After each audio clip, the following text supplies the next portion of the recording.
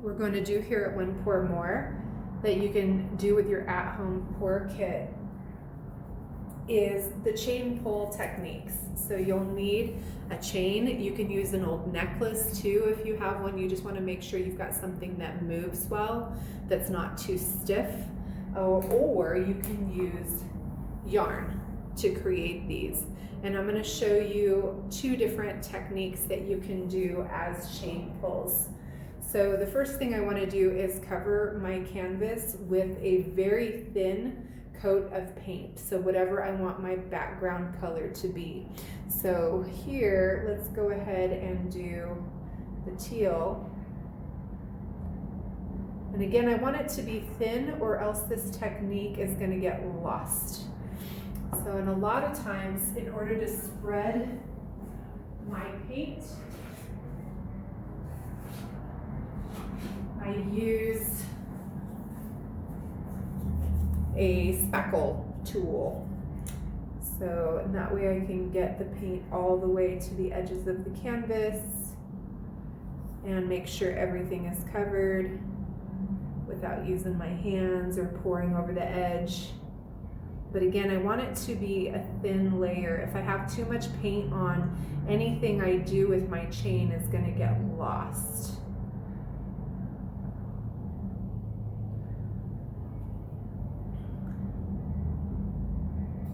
So I don't actually scrape the canvas, I'm just using this tool to float over the top of the paint to push it. So, and then I want to make sure that I retouch any areas that are looking like too thin, that you can see the canvas through.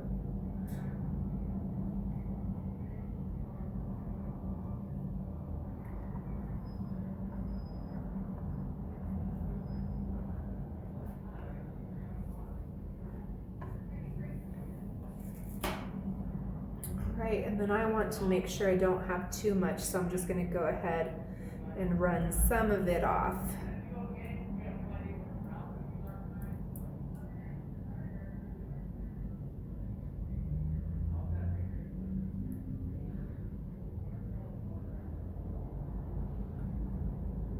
All right, then the next step is going to be to figure out what color you want your feather or your flower to be, because we're going to create one of each on here.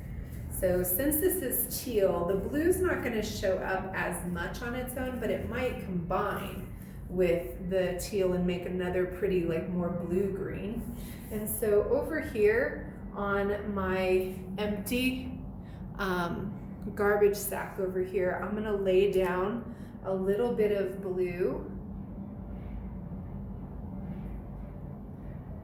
Make sure you put it in close enough to the center that you don't end up with paint running off the edge. And a little bit of gold. And what I'm going to do is take my chain or my yarn and I'm going to zigzag it through this paint. And I can double back on it. I always want to make sure I leave a handle though that doesn't have any paint on it. Then I can take one of my craft sticks and I can just go ahead and make sure that this chain is covered. And if it's yarn, same thing, you just want to make sure it's saturated. If you're doing just a single color, you can just put your chain into a cup of paint. Pour your yarn. So now I'm going to let's do the flower first. And for a flower, you're going to lay down your chain in kind of an S at the top, and then you're going to zigzag back and forth until you run out of color. And then you're going to take your chain off the edge and just pull straight down.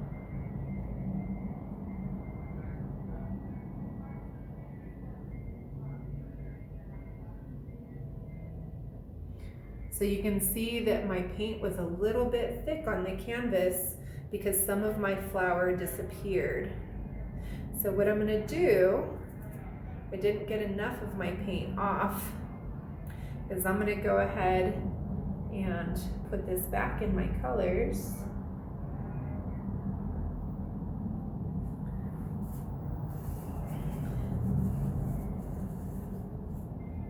I'm gonna run a little bit more paint off the edge here.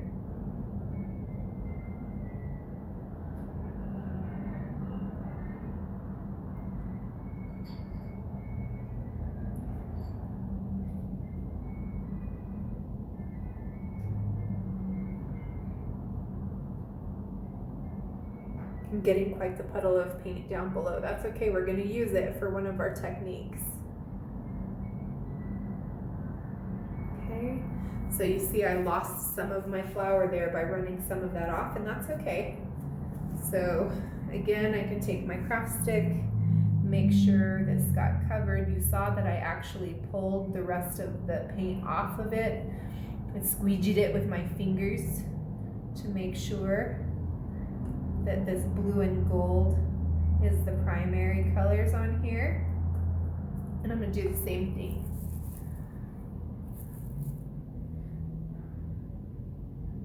It's important to know that art is not always perfect the first time. It does require trial and error sometimes.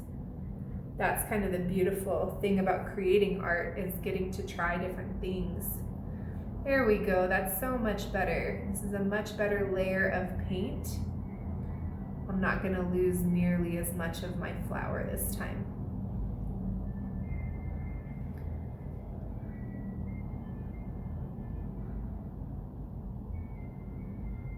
There we go. So I'm gonna squeegee this off again. And we're going to do the feather. So again, I'm gonna lay this down in the blue and gold. Make sure it gets covered. If you're working with kids, make sure they have aprons on, because kids tend to wipe paint on their clothes. I've noticed that in workshops, that if kids have an apron on, they always wipe their hands on their apron, and I imagine that they would wipe anyway, whether or not they had an apron on. Sometimes I will shovel the paint onto the chain just to make sure it's really covered. So for the feather, it's 3 steps. So we're going to lay our chain down straight, and then we're going to pull it toward us.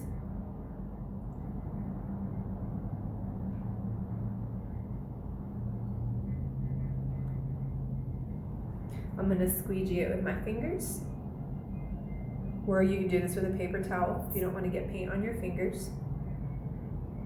We're going to lay it back in our blue and gold here. Do the same thing. Make sure it's covered with paint.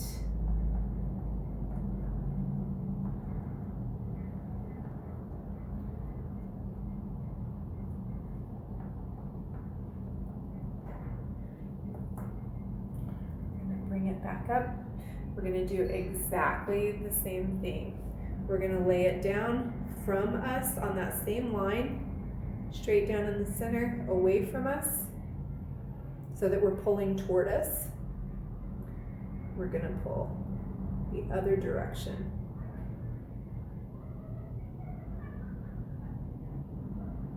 If you go fast, you see how it's taking that teal, it'll go over the top of the chain, and it'll wash out some of the color that you have.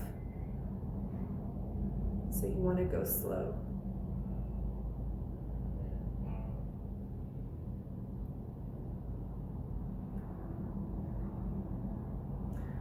Okay, then for the last step, you want to create the stem. So I could again just run my chain through my color, and then I'm going to run my chain through the feather to create my stem, just in the center.